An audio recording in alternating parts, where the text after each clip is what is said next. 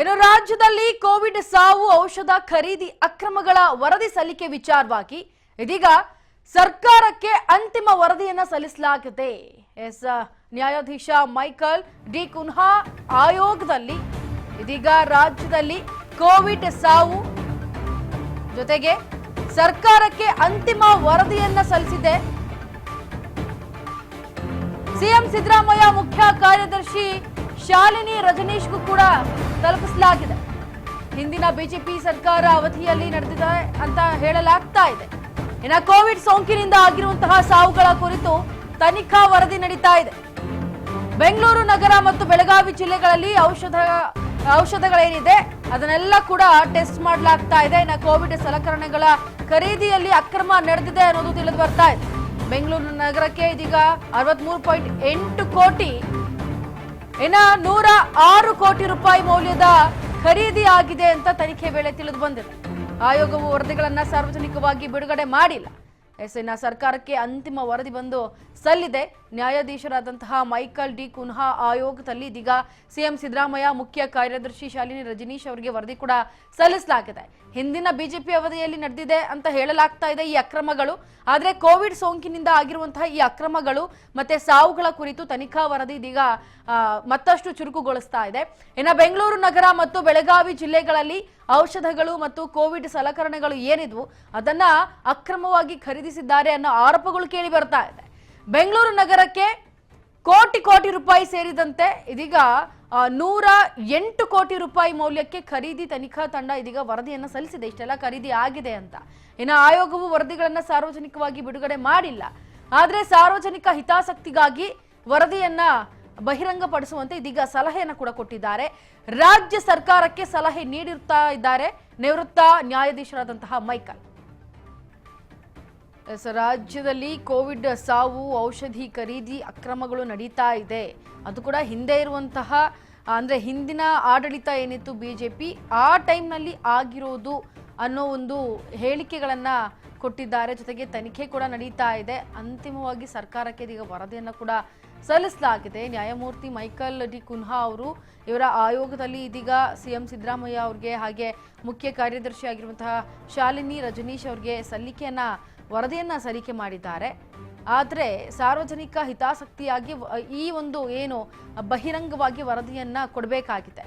ರಾಜ್ಯ ಸರ್ಕಾರಕ್ಕೆ ಸಲಹೆ ನೀಡುವಂತೆ ಇದೀಗ ಏನು ಕುನ್ಹಾ ಅವರು ಕೂಡ ಹೇಳ್ತಿದ್ದಾರೆ. ಜೊತೆಗೆ ರಾಜ್ಯದಲ್ಲಿ ಕೋವಿಡ್ ಸಾವುಗಳಾಗಿದ್ವು, ಇದಕ್ಕೆ ಸಂಬಂಧಪಟ್ಟಂತೆ ಔಷಧಿಗಳಾಗಿರ್ಬೋದು, ಏನು ಅದಕ್ಕೆ ಉಪಕರಣಗಳಿದ್ದಾವೆ ಅದೆಲ್ಲ ಕೂಡ ಅಕ್ರಮವಾಗಿ ವರ್ಗಾವಣೆ ಆಗಿದೆ. ಅಕ್ರಮವಾಗಿ ಬೇರೆ ಕಡೆಯಿಂದ ಏನಾದ್ರು ತಂದಿದ್ದಾರಾ ಅಥವಾ ಮಾರ್ಕೊಂಡಿದ್ದಾರಾ ಅನ್ನೋದು ಈಗ ತನಿಖೆಯಲ್ಲಿ ಗೊತ್ತಾಗುತ್ತೆ. ಇದ್ರ ಬಗ್ಗೆ ಹೆಚ್ಚಿನ ಡೀಟೇಲ್ಸ್ ನೀಡೋದಕ್ಕೆ ನಮ್ಮ ಪ್ರತಿನಿಧಿ ಬಸವರಾಜ್ ಜಾಯಿನ್ ಆಗ್ತಾ ಇದ್ದಾರೆ. ಬಸವರಾಜ್, ರಾಜ್ಯದಲ್ಲಿ ಕೋವಿಡ್ ಸಾವುಗಳು ಆಗ ಭಯ ಹುಟ್ಟಿಸಿತ್ತು, ಆದ್ರೆ ಈಗ ಹಿಂದೆ ಇದ್ದಿದ್ದಂತಹ ಬಿಜೆಪಿ ಸರ್ಕಾರದಲ್ಲೇ ಅಕ್ರಮಗಳು ನಡೆದಿದೆ ಅನ್ನೋದು ವರದಿಯಲ್ಲಿ ಸಲ್ಲಿಕೆ ಆಗಿದೆ. ಇದ್ರ ಬಗ್ಗೆ ಮತ್ತಷ್ಟು ಅಪ್ಡೇಟ್ಸ್.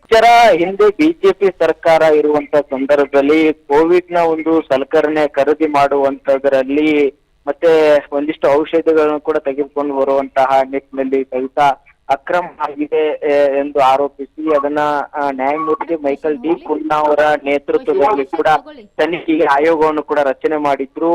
ಆ ಒಂದು ಆಯೋಗ ಸಿಎಂ ಅವರಿಗೆ ಈಗ ರಾಜ್ಯ ಸರ್ಕಾರಕ್ಕೂ ಕೂಡ ಒಂದು ಅಂತಿಮ ಹಂತದ ತನಿಖಾ ವರದಿಯನ್ನು ಕೂಡ ಸಲ್ಲಿಕೆ ಮಾಡಿರ್ತಕ್ಕಂಥದ್ದು. ಸರ್ಕಾರದ ಮುಖ್ಯ ಕಾರ್ಯದರ್ಶಿಗಳಾಗಿರ್ತಕ್ಕಂಥ ಶಾಲಿನಿ ರಜನೀಶ್ ಅವರು ಕೂಡ ಇದ್ರು. ಮತ್ತೆ ಸಿಎಂ ಸಿದ್ದರಾಮಯ್ಯ ಸಮ್ಮುಖದಲ್ಲೇ ಸರ್ಕಾರಕ್ಕೆ ಒಂದು ವರದಿಯನ್ನು ಕೂಡ ಸಲ್ಲಿಕೆ ಮಾಡಿದ್ದಾರೆ. ಪ್ರಮುಖವಾಗಿ ಈ ಒಂದು ವರದಿಯಲ್ಲಿ ಹಿಂದಿನ ಬಿಜೆಪಿಯ ಸರ್ಕಾರವಿರುವಂತಹ ಸಂದರ್ಭದಲ್ಲಿ ಏನು ಆಗ ಸಿಎಂ ಆಗಿರುವಂತಹ ಬಸವರಾಜ ಬೊಮ್ಮಾಯಿ ಅವರಾಗಿರ್ಬಹುದು, ಮತ್ತೆ ಆಗ ಆರೋಗ್ಯ ಸಚಿವರಾಗಿರ್ತಕ್ಕಂಥ ಡಾಕ್ಟರ್ ಸುಧಾಕರ್ ಆಗಿರ್ಬಹುದು, ಅಲ್ಲಿ ಒಂದಿಷ್ಟು ಅವ್ಯವಹಾರ ಆಗಿದೆ ಅನ್ನುವಂಥದ್ರಲ್ಲೂ ಕೂಡ ಅದರಲ್ಲಿ ಉಲ್ಲೇಖ ಆಗಿರ್ತಕ್ಕಂಥದ್ದು.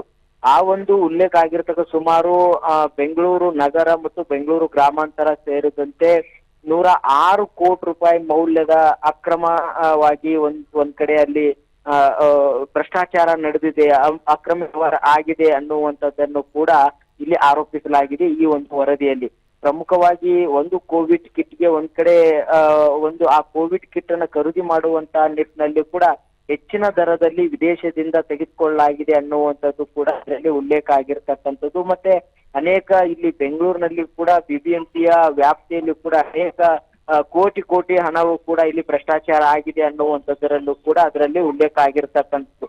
ಹಾಗಾಗಿ ಈಗ ತನಿಖಾ ವರದಿ ರಾಜ್ಯ ಸರ್ಕಾರದ ಕೈಗೆ ಸಿಕ್ಕಿದೆ, ಅದನ್ನ ಸಾರ್ವಜನಿಕವಾಗಿ ಬಹಿರಂಗವಾಗಿ ಪಡಿಸಿ ಅನ್ನುವಂಥದ್ದನ್ನು ಕೂಡ ಮೈಕಲ್ ಡಿ ಕುನ್ನಾ ಅವರು ಕೂಡ ಸರ್ಕಾರಕ್ಕೆ ಒಂದು ಮನವಿ ಕೂಡ ಮಾಡಿಕೊಂಡಿದ್ದಾರೆ. ಯಾಕಂತಂದ್ರೆ ಆ ಒಂದು ಏನು ವರದಿಯಲ್ಲಿ ಏನಿದೆ ಅದನ್ನ ಅದರ ಕುರಿತಾಗಿ ಕ್ರಮ ಕೂಡ ಆಗ್ಬೇಕು, ಅದು ಸಾರ್ವಜನಿಕರಿಗೂ ಕೂಡ ಬಹಿರಂಗ ಆಗ್ಬೇಕು ಸೂಕ್ಷ್ಮವಾಗಿ ಅನ್ನುವಂಥದ್ದನ್ನು ಕೂಡ ಇದೀಗ ಮೈಕಲ್ ಡಿ ಕುನ್ನಾ ಅವರು ರಾಜ್ಯ ಸರ್ಕಾರಕ್ಕೆ ಮನವಿ ಮಾಡಿಕೊಂಡಿದ್ದಾರೆ. ಆದ್ರೆ ಈಗ ಸರ್ಕಾರಕ್ಕೆ ಆ ವರದಿ ಆಗಿದೆ, ಆದ್ರೆ ಅದನ್ನ ಇನ್ನೂ ಬಹಿರಂಗಗೊಳಿಸಿಲ್ಲ.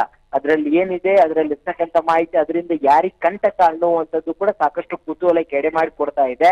ಇಂಚರ ಒಂದು ಕಡೆ ಇಲ್ಲಿ ಅಲ್ಲಿ ಆಗಿನ ಬಿಜೆಪಿ ಸರ್ಕಾರದಲ್ಲಿ ಇರ್ತಕ್ಕಂತಹ ಈಗ ಏನು ಅವಾಗ ಬಸವರಾಜ ಬೊಮ್ಮಾಯಿ ಆಗಿರ್ಬೋದು, ಮತ್ತೆ ಡಾಕ್ಟರ್ ಸುಧಾಕರ್ ಆಗಿರ್ಬೋದು, ಇವರ ಎಲ್ಲೋ ಒಂದ್ ಕಡೆ ಅಕ್ರಮ ಎಸಗಿದ್ದಾರೆ, ಇಲ್ಲಿ ಅವ್ಯವಹಾರ ಆಗಿದೆ ಅನ್ನುವಂಥದ್ದನ್ನು ಕೂಡ ಆ ವರದಿಯಲ್ಲಿ ಇದೆ ಅನ್ನುವಂಥದ್ದು ನಮಗೆ ತಿಳಿದಿರ್ತಕ್ಕಂಥ ಮಾಹಿತಿ. ಹಾಗಾಗಿ ಈ ಒಂದು ವರದಿಯನ್ನು ಅನುಷ್ಠಾನ ಮಾಡಿ ವಿಪಕ್ಷಗಳ ವಿರುದ್ಧವಾಗಿ ರಾಜ್ಯ ಸರ್ಕಾರ ಏನ್ ಕ್ರಮ ಕೈಗೊಳ್ಳುತ್ತೆ, ಆಗ ಅವ್ಯವಹಾರ ನಡೆಸಿರ್ತಕ್ಕಂಥರ ವಿರುದ್ಧವಾಗಿ ನಿಜಕ್ಕೂ ಕೂಡ ಮೈಕಲ್ ಡಿ ಕುನ್ನಾ ಅವರ ವರದಿಯ ಅನುಸಾರವಾಗಿ ಕ್ರಮ ಕೈಗೊಳ್ಳಾಗುತ್ತಾ ಅನ್ನುವಂಥದ್ದು ಸಾಕಷ್ಟು ಕುತೂಹಲಕ್ಕೆ ಎಡೆ ಮಾಡಿಕೊಡ್ತಾ ಇದೆ. ಇಂಚರ ಎಸ್ ಬಸವರಾಜ್, ಹಾಗಿದ್ರೆ ಈ ಅಕ್ರಮವಾದಂತಹ ವರದಿ ಯಾವ ಸಮಯದಲ್ಲಿ ಅಥವಾ ಯಾವಾಗ ಅವರು ಸಾಮಾಜಿಕವಾಗಿ ಬಹಿರಂಗ ಪಡಿಸಬಹುದು ಅಂತ ಅನ್ಸುತ್ತೆ? ಇಂಚರ ಈಗಾಗಲೇ ಮೈಕಲ್ ಡಿ ಕುನ್ನಾ ಅವರು ವರದಿಯನ್ನ ಕೊಟ್ಟಿದ್ದಾರೆ. ವರದಿಯನ್ನ ಸಚಿವ ಸಂಪುಟದಲ್ಲಿ ಕೂಡ ಇಡಬೇಕಾಗುತ್ತೆ. ಸಚಿವ ಸಂಪುಟದಲ್ಲಿ ಚರ್ಚೆ ನಡೆಸಿ ಇದರ ಅನ್ವಯವಾಗಿ ಅದರಲ್ಲಿ ಯಾವ ಅಕ್ರಮ ಎಸಗಿದ್ದಾರೆ ಅದನ್ನು ಉಲ್ಲೇಖಿಸಿ ಅದರ ಬಗ್ಗೆ ಚರ್ಚಿಸಿ ಅದಕ್ಕೂ ಕೂಡ ಅದರ ಪ್ರಕಾರವಾಗಿ ಕ್ರಮ ಆಗ್ಬೇಕು ಅನ್ನುವಂಥದ್ದು ಈ ಹಿಂದೆ ಕೂಡ ಕ್ಯಾಬಿನೆಟ್ ನಲ್ಲಿ ಕೂಡ ಹಲವು ಸಚಿವರು ಕೂಡ ಒಂದು ಒತ್ತಾಯ ಮಾಡಿದ್ರು. ಯಾಕಂತಂದ್ರೆ ಹಿಂದೆ ಬಿಜೆಪಿ ಸರ್ಕಾರದಲ್ಲಿ ಆಗಿರ್ತಕ್ಕಂಥ ಭ್ರಷ್ಟಾಚಾರವನ್ನ ನಾವು ಬಯಲಿಗೆ ಹೇಳ್ತೇವೆ, ಅವರಿಗೆ ಒಂದು ಕ್ರಮ ಕೈಗೊಳ್ಳುವಂತಹ ನಿಟ್ಟಿನಲ್ಲಿ ನಾವು ಮುಂದಾಗ್ತೇವೆ ಅನ್ನುವಂಥದ್ದು ಚುನಾವಣೆ ಪೂರ್ವದಲ್ಲಿಯೂ ಕೂಡ ಜನರಿಗೆ ಭರವಸೆ ಕೊಟ್ಟಿದ್ರು.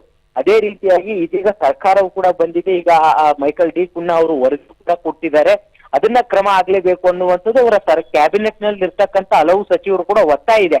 ಹಾಗಾಗಿ ಅದನ್ನೆಲ್ಲವನ್ನು ಕೂಡ ನೋಡಿಕೊಂಡು ಈಗ ಸಿಎಂ ಸಿದ್ದರಾಮಯ್ಯ ಅದನ್ನ ಕ್ಯಾಬಿನೆಟ್ ನಿಗೆ ತಂದು ಅಲ್ಲಿ ಏನು ತೀರ್ಮಾನ ಕೈಗೊಳ್ಬೇಕು ಅನ್ನುವಂಥದ್ದನ್ನ ಸಿಎಂ ಸಿದ್ದರಾಮಯ್ಯ ತೆಗೆದುಕೊಳ್ಳಿದ್ದಾರೆ.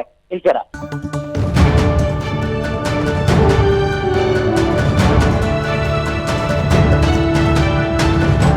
ರಾಜ್ ನ್ಯೂಸ್ ಕನ್ನಡ.